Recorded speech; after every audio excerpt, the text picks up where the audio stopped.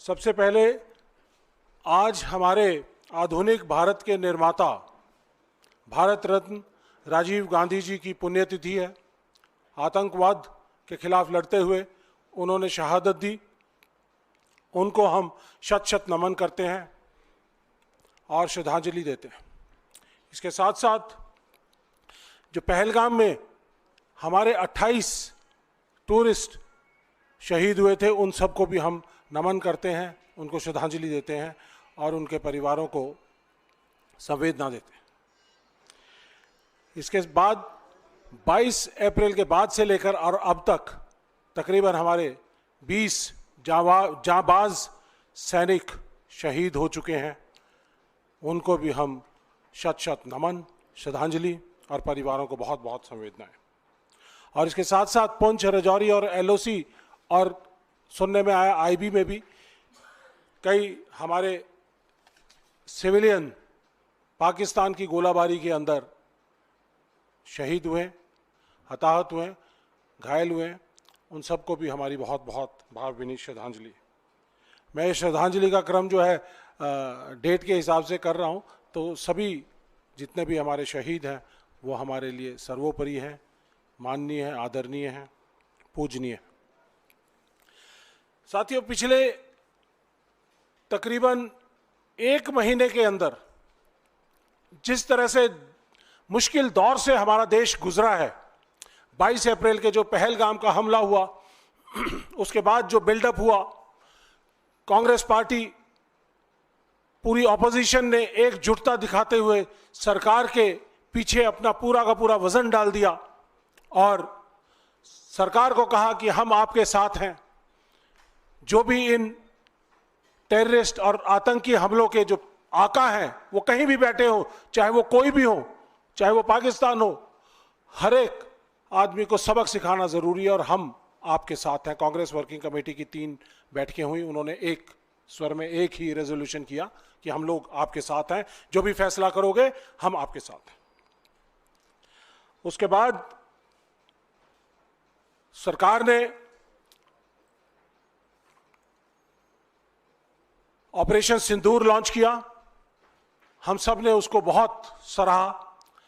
Military को जो objective दिए गए 9 टारगेट्स को ध्वस्त करने के 6 और 7 की रात को, उन्होंने बखूबी उसको अंजाम दिया और कमाल तरीके से जो प्रिसीजन स्ट्राइक किया, मिसाइल से, जहाजों से और जमीनी गोलाबारी से एलओसी के ऊपर जिस तरह से स्ट्राइक किया, और उसके बाद खासकर जो भावलपुर और मुरीद के कैंप्स जो हैं उनको उड़ाने का काम किया, उसके लिए सारे देश ने उनकी सराहना की। लेकिन पाकिस्तान ने उसके साथ जो काउंटर अटैक किया, काउंटर ऑफेंसिव लॉन्च किया, उस काउंटर ऑफेंसिव के बाद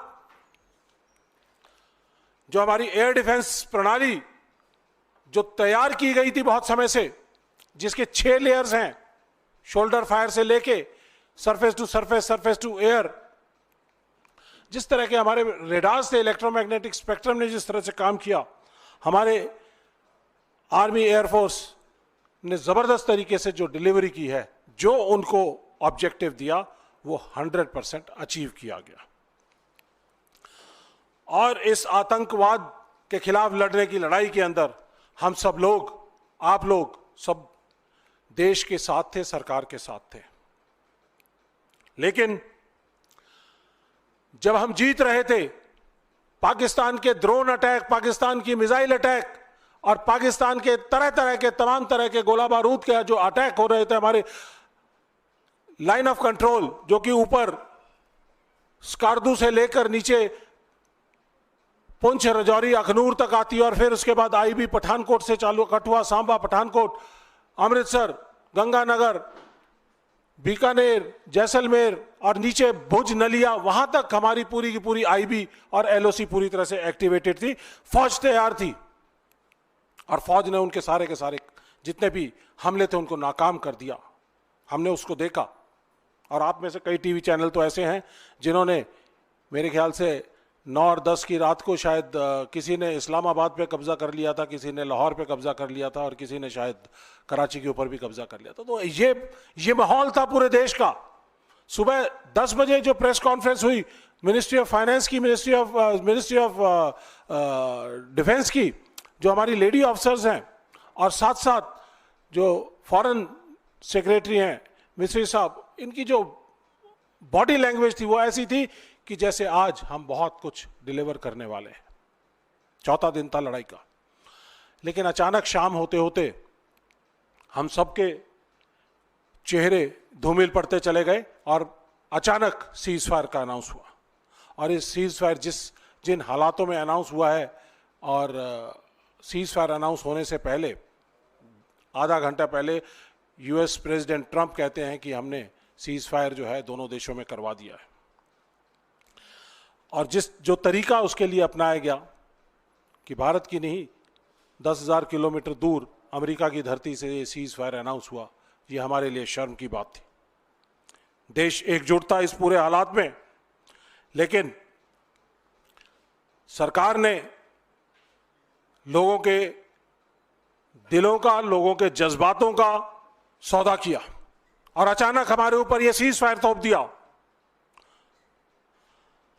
हम इस पूरे प्रकरण में 22 अप्रैल से लेके और 10 तारीख को सीज फायर होने तक हम लोग जो फौजों ने कार्रवाई की है उसको सैल्यूट करते हैं, उनकी वीरता को, शौर्य को, पराक्रम को नमन करते हैं, सलाम करते हैं। और ये फौज, भारतीय फौज वर्ल्ड की नंबर 1 फौज थी। ये उन्होंने एक बहुत ही बेहतरीन जिस तरह से उदाहरण दिया इन ऑपरेशंस के अंदर, उसके लिए हम उनको सैल्यूट करते हैं। लेकिन उसके बाद अब क्योंकि ऑपरेशन सिंदूर को रोक दिया गया है, पोस्टपोन कर दिया गया है, अलग अलग भाषाएं बताई जाती हैं इसके बारे में, लेकिन जब यह रुक चुका है ऑपरेशन सिंदूर फिलहाल के लिए टेम्परेरीली अगर रुक चुका है, तो आज हमें जरूरत है आंकलन करने की कि क्या इस दौरान हमने क्या खोया और क्या पाया। और इसके लिए सवाल सरकार को देने पड़ेंगे, सरकार को ये सवाल देने पड़ेंगे, अकाउंटेबिलिटी फिक्स करनी पड़ेगी, जिम्मेदारियां लेनी पड़ेंगी कि इस हमले के जिम्मेदार कौन। तो साथियों, इस सारी चीज को देखते हुए हम लोगों ने, कांग्रेस पार्टी ने फैसला किया कि हम लोगों के बीच में जाएंगे। और पहले कार्यक्रम 20 से 30 का दिया गया था, लेकिन थोड़ा 24 तारीख से लेके और 31 तारीख तक प्रोग्राम्स तय हुए हैं। जय हिंद सभा, हम सब लोगों के बीच में, भारतवासियों के बीच में जाएंगे। पहले फेज के अंदर 16 शहर चुने गए हैं और जय हिंद सभाएं वहां पर की जाएंगी। ये सभाएं हमारे सैनिकों को नमन करने के लिए, हमारे जो सर्विंग सैनिक हैं, सोल्जर्स हैं, उन्होंने जो काम किया है उनकी वीरता को सलाम करने के लिए, नमन करने के लिए, और जो हमारे पूर्व सैनिक जिन्होंने आज तक काम किया है 1962 की, 65 की, 71 की, कारगिल की, IPKF में, और आज तक जो काम कर रहे हैं, उसके लिए सब लोग सलाम करते हैं। और उनको फोकस में रखते हुए हम लोग उनको ऑनर करना चाहते हैं, उनको ऑनर करेंगे इन सभाओं के अंदर। और साथ साथ एक जिम्मेदार विपक्ष होने के नाते हमारी भी जिम्मेदारी है कि सरकार ट्रांसपेरेंटली सब लोगों के बीच में आए और बताए कि ये कैसे 22 अप्रैल का पहलगाम का हमला हुआ और कैसे ऑपरेशन सिंदूर लॉन्च किया गया और क्या हमने इसके अंदर खोया, क्या पाया, और किस तरह से हमारा सीज फायर थर्ड पार्टी से हुआ। और इसके साथ साथ जो एक्सटर्नल अफेयर मिनिस्टर हैं, जिन्होंने जिस तरह से उनकी बयान आया, मैं अब एक एक करके हर चीज के ऊपर करूंगा। जहां तक बात है सिक्योरिटी फेलियर, ये 22 अप्रैल का जो पहलगाम का हमला था, वहां पर ना तो कोई सिक्योरिटी पोस्ट थी, ना कोई चेक पोस्ट थी, ना कोई पिकेट थी, ना कोई सिपाही था, ना पैरामिलिट्री फोर्सेस थी। ऐसा हमने कभी नहीं देखा। JNK के चप्पे चप्पे के ऊपर फौज की या किसी की डिप्लॉयमेंट रहती है। और ये मैं आपको यहां से बताना चाहता हूं कि ये गलतफहमी में ना रहे कि ये फौज की डिप्लॉयमेंट थी। ये जो जितने भी शहर हैं, श्रीनगर, पहलगाम, पुलवामा, अनंतनाग, अनवंतीपुर, ये सारे के सारे मिनिस्ट्री ऑफ होम की सिक्योरिटी के अंदर है। जो सिक्योरिटी है, पुलिस, पैरामिलिट्री, सब कुछ MHA के अंडर है। तो ये पूरी की पूरी जिम्मेदारी MHA की थी, फौज की नहीं थी। और उस समय पर वहां पर कोई भी डिप्लॉयमेंट नहीं थी। और मेरे 28 साल के फौज के करियर में, और मैंने जो 40 साल की जो मिलिटेंसी JNK की देखी है, उसको देखते हुए और वर्ल्ड की सारी मिलिटेंसी जो देखी है, उसके अंदर जो टेररिस्ट हैं वो 1 से 1.5 मिनट के अंदर फटाफट आते हैं, 1-2 मिनट के अंदर अटैक करते हैं और अपना जाने का सेफ रास्ता ढूंढकर पहले से ही रखते हैं और इमीडिएटली निकल जाते हैं। लेकिन मैं हैरान हूं इस बात के लिए कि वहां पर 40 मिनट तक एक एक आदमी को चुन चुन कर मारा जाता है और उसके बाद 1.5 घंटे तक कोई रीइंफोर्समेंट नहीं आती है, कोई QRT नहीं आती है, कोई नहीं आता है। तो बहुत बड़ा एक ये फेलियर है, सिक्योरिटी का फेलियर है, ये हमने नहीं देखा, अनप्रेसिडेंटेड है। और कई परिवारों से हम मिले जिन्होंने अपने इस पुलवामा अटैक के अंदर लोग खोए हैं। वो लोग कहते हैं कि कोई लेफ्टिनेंट विनय नारवाल की वाइफ हिमांशी नारवाल, जिसका पोस्टर बहुत ज्यादा वायरल हुआ था, अपने पति की लाश के साथ बैठी थी, कहते 1 घंटे से ज्यादा तक उनके पति की सांस चल रही थी, कोई इवैक्यूएशन नहीं हुई, कोई उनको हॉस्पिटलाइजेशन नहीं हुआ और ज्यादातर लोग जो है खून ज्यादा बह जाने की वजह से और जो उनको मेडिकल केयर नहीं मिली है समय पर, उसकी वजह से वो लोग उन्होंने अपना दम तोड़ा। तो साथियों, ये पूरी तरह से मिनिस्ट्री ऑफ होम की फेलियर है। लेफ्टिनेंट गवर्नर की मिनिस्ट्री ऑफ होम, जिसके इंचार्ज अमित शाह जी हैं, उनकी पूरी तरह से विफलता है। यहां पर मैं ये भी कहना चाहूंगा कि 6 से 8 अप्रैल के दौरान अमित शाह जी ने सिक्योरिटी का जायजा लिया और कहा कि सब कुछ ठीक ठाक है, और 17 अप्रैल को प्रधानमंत्री जी का वहां दौरा होना था, वो सिक्योरिटी कारणों से रद्द कर दिया जाता है और 22 अप्रैल को ये पहलगाम हो जाता है। तो इसका मतलब कि इंटेलिजेंस इनपुट्स कहीं ना कहीं कुछ थी या सिक्योरिटी की पुख्ता नहीं थी, तो इस वजह से इन्होंने प्रधानमंत्री जी का दौरा रद्द किया। इसके साथ साथ इंटेलिजेंस की जो फेलियर हुई है, हमारे जो इंटेलिजेंस की 6 एजेंसियां हैं, IB है, रॉ है, NTRO है, जॉइंट इंटेलिजेंस ग्रुप है और तमाम तरह की जो सिक्योरिटी एजेंसियां हैं, वो पूरी तरह से इस खबर को देने के लिए विफल हुई हैं। और अगर उनके पास खबर थी तो वो जमीनी लेवल तक, कमांडरों तक उन्होंने पहुंचाई नहीं है, जिसकी वजह से ये हमला हुआ है। उसके बाद साथियों, मैं एक और चीज बताना चाहूंगा कि पिछले 4 साल के अंदर क्या बदला श्रीनगर की जो सिक्योरिटी अरेंजमेंट है। वहां पे जो राष्ट्रीय राइफल्स और जो फौज हुआ करती, फौज की डिप्लॉयमेंट, वो सारी की सारी शहरों से हटा ली गई, उनको सिर्फ काउंटर इंसर्जेंसी ऑपरेशंस के अंदर उनको लगाया गया और जो सरहद के ऊपर, जो सरहदों पे LOC के ऊपर लगाया गया। और इस दौरान सारी की सारी जो सिक्योरिटी कवर था वो होम मिनिस्ट्री ने अपने कंट्रोल में ले लिया। तो इसका मतलब पूरी तरह से होम मिनिस्टर अमित शाह, आपकी ये फेलियर थी, आपकी एजेंसियों की फेलियर थी, आपको इसकी जिम्मेदारी लेनी पड़ेगी, क्योंकि आपकी इस फेलियर की वजह से हमारा देश न्यूक्लियर वॉर की तरफ धकेला चला गया। इसके साथ साथ एक और चीज जो मैं कहना चाहता हूं कि जो इससे कनेक्टेड बात है, सिक्योरिटी से रिलेटेड, क्योंकि सिक्योरिटी की जो डिप्लॉयमेंट है, जो हमारी राष्ट्रीय राइफल यूनिट्स हैं या JNK में डिप्लॉयड यूनिट्स होती हैं, उनकी 110% स्ट्रेंथ उनकी मेंटेन की जाती है। लेकिन अग्निवीर योजना लेके आए, हमारे सेनाओं की जो स्ट्रेंथ थी वो 15 लाख से 12 लाख रह गई। हर साल 80,000 के 75 से 80,000 के आसपास हमारे रिक्रूट हुआ करते थे। 2020, 21, 22 के अंदर कोई रिक्रूटमेंट नहीं हुआ और उसके बाद 23 और 24 में जो रिक्रूटमेंट हुई है वो 75-80,000 की जगह पे 40 से 45,000 हुई है। तो हमारी 3 लाख से ज्यादा फौज कम हो गई, जिसकी वजह से थिन डाउन हो गई हमारी डिप्लॉयमेंट। और ये जो हमारे जो सेक्टर्स थे, जो RR के अंदर 75% स्ट्रेंथ के ऊपर काम कर रहे थे, जो पहले 110% के ऊपर काम कर रहे थे, तो ये पूरी की तौर पर हमारी जो ऑपरेशनल एरियाज थे वो हमारे थिन डाउन हो गए, हमारी गैप जो है वो बढ़ गया, तो उससे इन्फिल्ट्रेशंस का जो के ऊपर असर पड़ता है। तो ये बहुत सारी चीजें हैं जो पहले इन्फिल्ट्रेशन होकर वो पीर पंजाल रेंज से आया करते थे और आकर वो वेस्ट कश्मीर के अंदर से कश्मीर के अंदर आते थे। अब वो पुंछ, राजौरी, कठुआ, सांबा, वहां से होके डोडा, किश्तवाड़ से होके ईस्टर्न सेक्टर से वो अनंतनाग और यहाँ पे आते हैं। और ये जो पैटर्न था, यही पैटर्न फॉलो किया गया इस पहलगाम के आतंकियों का, जो आज तक फरार हैं, जिनका कोई अता पता नहीं है। तो साथियों, इसके बाद ऑपरेशन सिंदूर लॉन्च किया गया।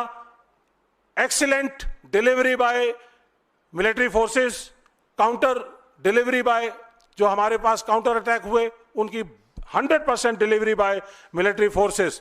किसी भी लड़ाई के दो उद्देश्य होते हैं, मिलिट्री ऑब्जेक्टिव और political objective. Military objective 100% achieve किया, जितना उनको लिमिटेड टारगेट दिया गया, लिमिटेड ऑफेंसिव का टारगेट दिया गया, पूरा किया। उसके बाद पॉलिटिकल ऑब्जेक्टिव के अंदर हमारे प्रधानमंत्री जी कहीं ना कहीं फेल हो गए। वो कहते थे, बहुत समय से कह रहे थे कि हम पता नहीं क्या का क्या कर देंगे। हमारे 1971 वॉर के अंदर हमारी इंदिरा गांधी जी, हमारी आयरन लेडी, और हमारी प्रधानमंत्री और सैम मानेकशॉ जी फील्ड मार्शल, उनके नेतृत्व में जिस तरह से हमने पाकिस्तान के 1971 में 2 टुकड़े किए थे, आज हमारा देश इस स्थिति में था, हमारी फौजें इस तरह से डिप्लॉयड थी, हमारे फौजें इस तरह से एडवांटेजियस पोजीशन के ऊपर थी कि आज हम पाकिस्तान के कई टुकड़े करने की ताकत रखते थे। लेकिन हमारा पॉलिटिकल नैरेटिव पूरी तरह से विफल हो गया, फेल हो गया। इसलिए हम मोदी सरकार को कटघरे पर खड़ा करना चाहते हैं, उनसे पूछना चाहते हैं कि आपने ऐसा कार्य क्यों किया। आपने पूरी तरह से अपनी नेवी को डिप्लॉय करना चाहिए था, उनका यूटिलाइजेशन करना चाहिए था। तो किया होता तो आज पाकिस्तान के दिन, हमें ये दिन देखने नहीं पड़ते कि ये सीज फायर जिस तरह से हमारे ऊपर थोपा गया। तो साथियों, अब जब हम एडवांटेजियस पोजीशन में थे 10 तारीख को, तो अचानक सीज फायर आ जाता है। हम पूछना चाहते हैं कि ये सीज फायर जब हम जीत रहे थे तो क्यों सीज फायर किया गया। हम ये भी पूछना चाहते हैं कि ये तीसरी धरती से, थर्ड पार्टी के यूएसए की धरती से हमारा जो सीज फायर करवाया गया, इसके हम पक्ष में नहीं, हम इसको कतई मंजूर नहीं करते हैं। और इसको किस तरह से इन्होंने इसके बीच में डाला। यूएस प्रेसिडेंट ट्रंप कहते हैं कि मैंने सीज फायर करा दिया। मैंने उनको बोला, दोनों कंट्रीज को बिठाकर, कि आप बहुत स्ट्रांग कंट्रीज हैं, आप बराबर के देश हैं। कश्मीर के ऊपर आप कितने ही सालों तक लड़ते रहे, हजारों सालों तक लड़ते रहेंगे, लेकिन फिर भी मैं अगर समझौता करा सकूं तो मैं करवा दूं। ऐसी ऐसी बातें अगर वो कहते हैं और मोदी जी उसको नकारते नहीं है, तो इसका मतलब कहीं ना कहीं पे साइलेंट हां है उनकी। अगर हिम्मत है, इंदिरा गांधी जी जितनी हिम्मत दिखाना चाहते हो, जो रिचर्ड निक्सन को कहकर आ गई थी, रिचर्ड निक्सन ने कहा था कि आप अगर पाकिस्तान पर अटैक करेंगे तो हम आपको नहीं छोड़ेंगे। तो इंदिरा गांधी जी ने उस समय कहा था कि हम अपने देश का फैसला और अपनी सरहदों का फैसला खुद कर सकते हैं। एनएसए उस समय के हेनरी किसिंगर, उन्होंने इंदिरा गांधी जी से जब पूछा कि मैडम आप कहीं उनके ऊपर इतने हार्श तो नहीं थे, तो कहने लगे, कहते ऐसा है कि अब वो समय चला गया जब 3 से 4 हज़ार किलोमीटर दूर बैठे हुए लोग हमारे सरहदों का, हमारी सुरक्षा का, हमारी सेफ्टी सिक्योरिटी का और हमारे कंट्री के फैसलों का के ऊपर फैसला किया करते थे। और वो समय चला गया कि आप हमारे ऊपर कोई चीज़ थोप सकें। हम डेवलपिंग नेशन है, आज भी हमारी रीढ़ की हड्डी स्ट्रेट है और हम अपने फैसले लेने के लिए खुद सक्षम है। आज मैं जानना चाहता हूं, मोदी जी आपकी रीढ़ की हड्डी कहां पर है? आप क्यों नहीं स्टैंड स्ट्रेट कर रहे? आप क्यों इस तरह का सीज फायर आपने एक्सेप्ट किया? यूएस के ऊपर, यूएस स्पॉन्सर्ड जो सीज फायर है, उसके अंदर आपने थर्ड पार्टी की मीडिएशन को एक्सेप्ट किया। 1971 का जो शिमला एग्रीमेंट था उसको वायलेट किया। किसी तरह की मीडिएशन हमें अलाउड नहीं है, हम एक्सेप्ट नहीं करेंगे। हम ये पाकिस्तान के बीच में और हिंदुस्तान के बीच में J&K एक बायलैटरल मसला है, हम क्यों इसको एक्सेप्ट कर रहे हैं? तो ये हम आपसे सीधे सीधे सवाल करना चाहते हैं कि क्या आपने हमारे देश के जो बायलैटरल मसले थे उसके अंदर थर्ड पार्टी की जो इंटरफेरेंस है उसको बर्दाश्त किया? मोदी जी, आप यूएस प्रेसिडेंट ट्रंप की बार बार कहने, 5-6 बार वो धरती से, आकाश से, जहाज से और सऊदी अरेबिया में ट्रेडर्स के सम्मेलन के अंदर बैठकर वो कहते हैं कि मैंने कहा कि लेट्स डू सम ट्रेड। आप हमारे देश के महिलाओं के सिंदूर का, ऑप सिंदूर नाम रखा गया था, ऑप सिंदूर का, जो महिलाओं की ताकत होती है और पुरुषों का रक्षा कवच होता है, उसका आपने सौदा किया। ये हमें कतई मंजूर नहीं है, देश के लोगों को कतई मंजूर नहीं है। ये हम लोगों के बीच में लेकर जाएंगे, क्योंकि आपने हमारे को और पाकिस्तान को एक ही तराजू के अंदर तुलवा दिया। पाकिस्तान जो फेल्ड स्टेट है, रोग स्टेट है, और वर्ल्ड का जहां जहां पे भी टेरर जहां से पनपता है तो उसका एपी सेंटर वहां दिखाई देता है। तो इसलिए मैं ये कहना चाहूंगा आपको कि आपने हमारे देश की मान और मर्यादा को कम करने का काम किया है, वो हमें कतई एक्सेप्टेबल नहीं है, क्योंकि भारत देश इस समय पे चौथी बड़ी इकोनॉमी है और वर्ल्ड की सबसे बड़ी और सबसे ताकतवर सेना का मालिक है। आप इंदिरा जी जितनी ताकत दिखाइए और यूएस प्रेसिडेंट ट्रंप को कहिए कि आपने मीडिएशन नहीं कराई, हमें मीडिएशन मंजूर नहीं है, हमें ये सीज फायर आपके द्वारा कराया हुआ मंजूर नहीं है, हम अपने फैसले खुद लेंगे, तो उस दिन मोदी जी हम आपको कहेंगे कि आपके अंदर भी सही रीढ़ की हड्डी है। इसके बाद एक्सटर्नल अफेयर मिनिस्टर हमारे देश के, वो कहते हैं कि at the start of operations we informed our counterparts, कि हमने अपने काउंटर पार्ट्स को इन्फॉर्म किया कि हम मिलिट्री टारगेट्स को हिट कर रहे हैं, टेररिस्ट टारगेट्स को हिट कर रहे हैं, मिलिट्री एस्टेब्लिशमेंट या किसी को भी हिट नहीं करेंगे, तो आप दूर रह सकते हैं। लेकिन उन्होंने ऐसा नहीं, हमारी एडवाइस नहीं मानी। तो मैं ये external affair minister S Jaishankar ji से सीधे सीधे सवाल करना चाहूंगा कि जब हमारी देश की सेनाएं लड़ रही थी, जब हमारे जहाज उनके ऊपर अटैक करने के लिए जा रहे थे, जब हमारे एलओसी के ऊपर फायरिंग चल रही थी, हमारी मिसाइल जाने को तैयार थी, आपने स्टार्ट ऑफ ऑपरेशन का मतलब यह है कि 1:05 पे अगर ऑपरेशन स्टार्ट हुआ है तो आपने एट स्टार्ट ऑफ ऑपरेशन उनको बता दिया कि हम आ रहे हैं। इसका मतलब क्या हुआ कि आपने उनकी इलेक्ट्रोमैग्नेटिक जो रेडार्स हैं, एयर डिफेंस है, उनको सब कुछ सचेत कर दिया। आपने हमारे मिशन पायलट्स को खतरे में डाल दिया। अगर उनको 9 ऑब्जेक्टिव्स मिले थे, उन्होंने बढ़िया तरीके से उनको परफॉर्म किया, लेकिन आपने तो उनके पीठ में छुरा घोंपने का काम किया। यह हमें कतई मंजूर नहीं है और इसके लिए हमें पूरी की पूरी सवाल खड़ा करते हैं और हम जानना चाहते हैं एक्सटर्नल अफेयर मिनिस्टर से कि ये आप बताइए कि आपने हमारे देश के सैनिकों के साथ ये धोखा क्यों किया। अगर राहुल गांधी जी पूछते हैं, सही पूछ रहे हैं, पूछते हैं एक्सटर्नल अफेयर मिनिस्टर से कि अगर आपने ये बताया है तो ये बताइए कि इस डाइवर्जेंस ऑफ इंफॉर्मेशन जिसके अंदर सीक्रेसी, सरप्राइज सब कुछ आपने लूज कर दिया है, तो इसकी वजह से हमें कितना नुकसान हुआ है, चाहे हमारे कोई सैनिक अगर मारे गए हैं या फिर हमारे जहाज या हमारा कोई भी सैयारा कोई अगर हमारा गिरा है, तो इसके मतलब यह है कि आप जिम्मेदार हैं, आपको बताना पड़ेगा। और साथियों, इसके साथ साथ मैं ये कहना चाहूंगा कि सरकार की जिम्मेदारी होती है कि सोल्जर्स को हौसला देकर, ताकत देकर, हथियार देकर लड़ाई के मैदान में उतारें।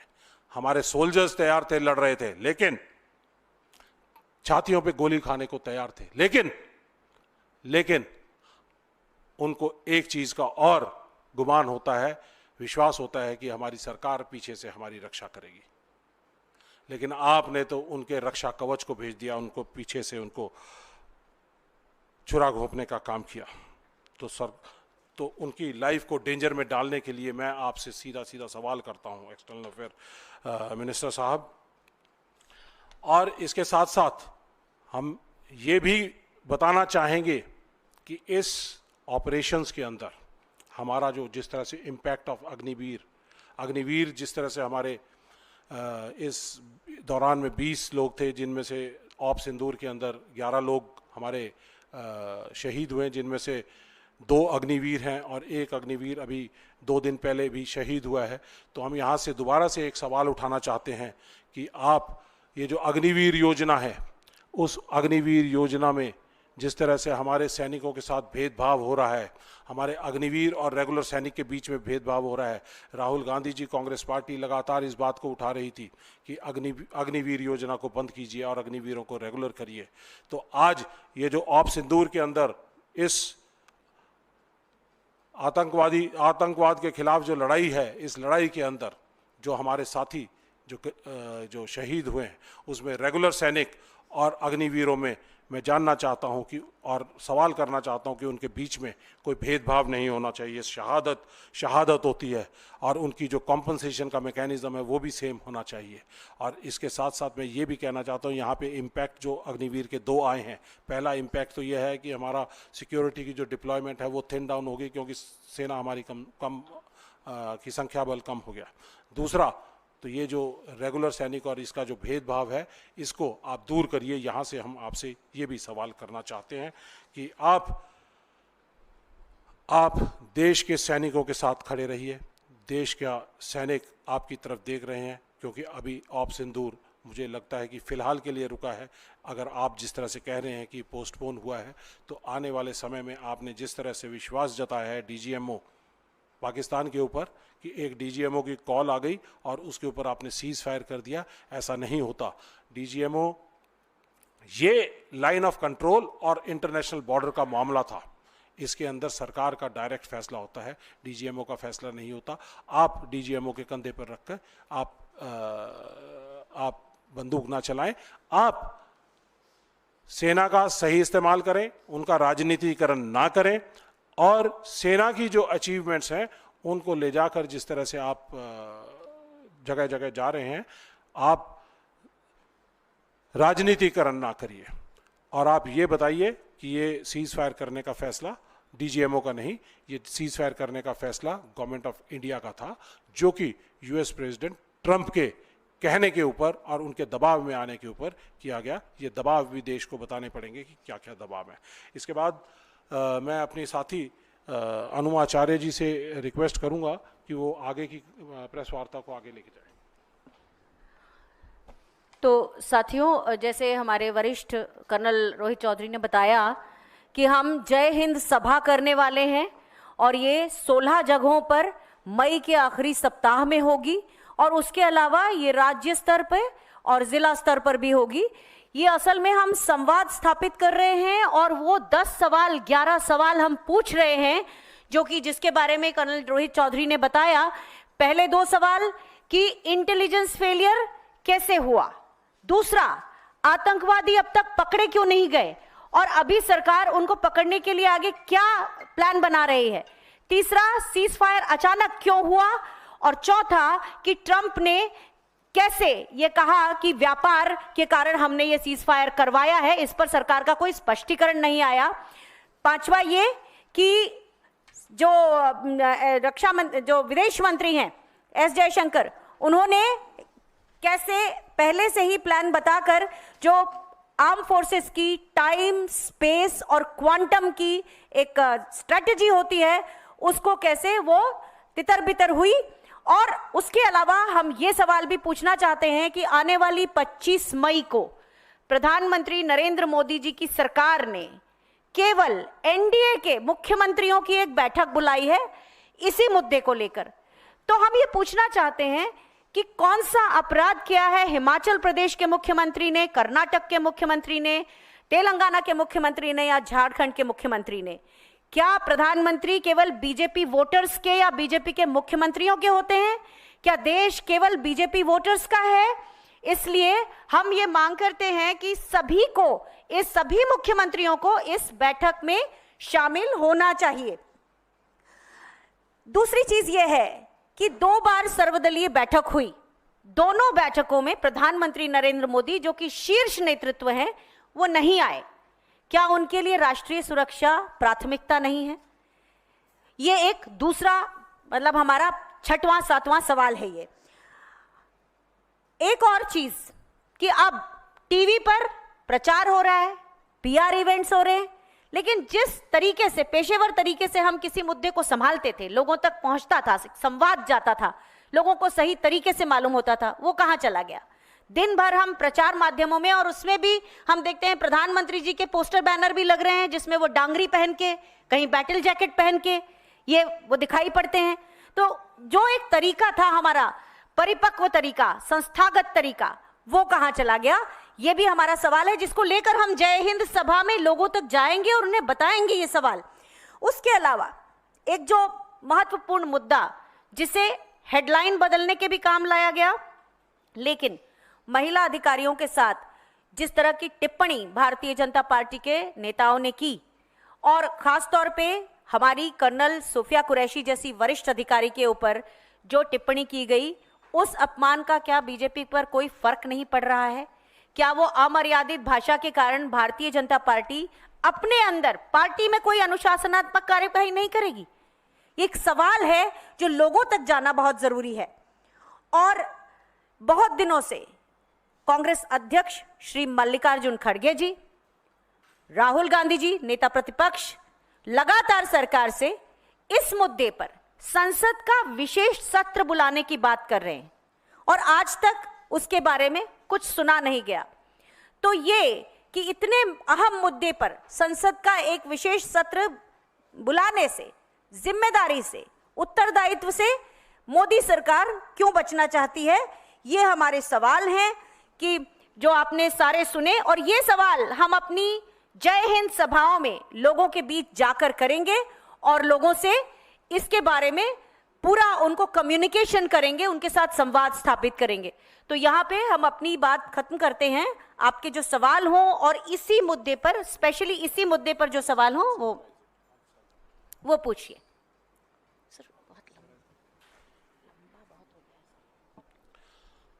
तो साथियों, अभी इसको एक बार समराइज कर देते हैं सारी चीज़ को कि अकाउंटेबिलिटी फिक्स करनी पड़ेगी। ये हमारे सेनाओं की 100% सक्सेस थी, गवर्नमेंट की पॉलिटिकल फेलियर था। और इसके साथ साथ जो पॉलिटिसाइजेशन जैसे ये कह रहे हैं हमारे साथी, उन्होंने बताया कि जिस तरह से पुराने सेल्फी पॉइंट, मेरी माटी मेरा देश, इस तरह की बहुत सारी चीज़ें वो करते रहे हैं और सैनिकों को जो छुट्टी जाते थे उनको प्रचार करवाते थे, सरकारी चीज़ों का प्रचार कराते थे। तो ये ऑप सिंदूर का प्रचार कराने से गुरेज करें और come out clean, this is what we want. और अब इस मुद्दे के ऊपर हम इस पहलगाम को इतिहास के पन्नों में गुम नहीं होने देंगे। ये जय हिंद सभाएं, ये पूरे देश में संवाद करके बताया जाएगा कि जैसे पठानकोट, पुलवामा, ये आपने उनके ऊपर किसी की जिम्मेदारी तय नहीं की, तो पहलगाम हमले के ऊपर और आज उसके बाद ऑप सिंदूर के ऊपर आपको जिम्मेदारियां तय करनी पड़ेंगी। अमित शाह जी को हटाना पड़ेगा। आपको जो भी इस पूरे प्रकरण में जो एजेंसीज़ हैं, चाहे वो इंटेलिजेंस और सिक्योरिटी एजेंसीज़ हैं, उनके खिलाफ आपको कार्रवाई करनी पड़ेगी। और जय हिंद सभा के जो प्रोग्राम्स हैं वो मैं थोड़ा सा आपको एक बार बता देता हूं कि हमने अभी पहले फेज़ के अंदर 16 जगहों के ऊपर हमने जय हिंद सभा जो है ऑर्गेनाइज़ करने का फैसला किया है। चंडीगढ़ में 25 मई को होगी। इसके थोड़ा डेट्स का रहेगा इसके अंदर, सचिन पायलट जी करेंगे। उसके बाद कोचीन के अंदर 26 मई को विंग कमांडर अनु आचार्य जी जाएंगी। बाड़मेर के अंदर श्री रणदीप सुरजेवाला जी 26 तारीख को जाएंगे। पटना मुजफ्फरपुर में 27 मई को श्री गौरव गोगोई जी जाएंगे। कोलकाता 27 मई को श्री सप्तगिरी उलाका जी जाएंगे। बेंगलुरु 28 मई को मुकुल वासनिक जी जाएंगे। भुवनेश्वर में श्री दीपेंद्र हुड्डा जी 29 मई को जाएंगे। और गोवा के अंदर 30 तारीख को मैं जाऊंगा। और शिमला 30 तारीख को श्री अजय माकन जी जाएंगे। कोल्हापुर 30 मई को पवन खेड़ा जी जाएंगे। पठानकोट 30 मई को श्री कन्हैया कुमार जी जाएंगे। जबलपुर में 31 मई को भूपेश बघेल जी जाएंगे। हल्द्वानी में 31 मई को प्रोग्राम होगा, हरीश रावत जी जाएंगे। दिल्ली में 31 तारीख को प्रोग्राम होगा और अशोक गहलोत जी जाएंगे। गुवाहाटी, इसके अलावा गुवाहाटी और हैदराबाद है, उसकी डेट्स और जो हमारे AICC से लीडर्स हैं वो जाएंगे। उनका आपको जैसे ही जानकारी होगी वो देंगे हम आपको। इसके साथ साथ ex serviceman department Congress party का, वो भी अपने एक नुमाइंदे को हर जगह पे, इन एडिशन टू दिस, एक नुमाइंदे को भी भेजने का काम करेंगे। और जितने भी हमारे एक्स सर्विसमैन विभाग के और जो एक्स सर्विसमैन ऑर्गेनाइजेशंस हैं, उन सब का हम सहयोग लेकर इन सब में जय हिंद सभा करेंगे और लोगों के बीच में अपनी बात ले जाएंगे ताकि उनको इस पूरे प्रकरण के बारे में पूरी जानकारी हो। इसके संदर्भ में कोई सवाल हो किसी के तो पूछ सकते हैं। दिल्ली में होगा, दिल्ली में जगह हम 31 तारीख को है, जगह चुनकर हम बता देंगे आपको। तो ये 31 तारीख को है। श्री अशोक गहलोत जी होंगे।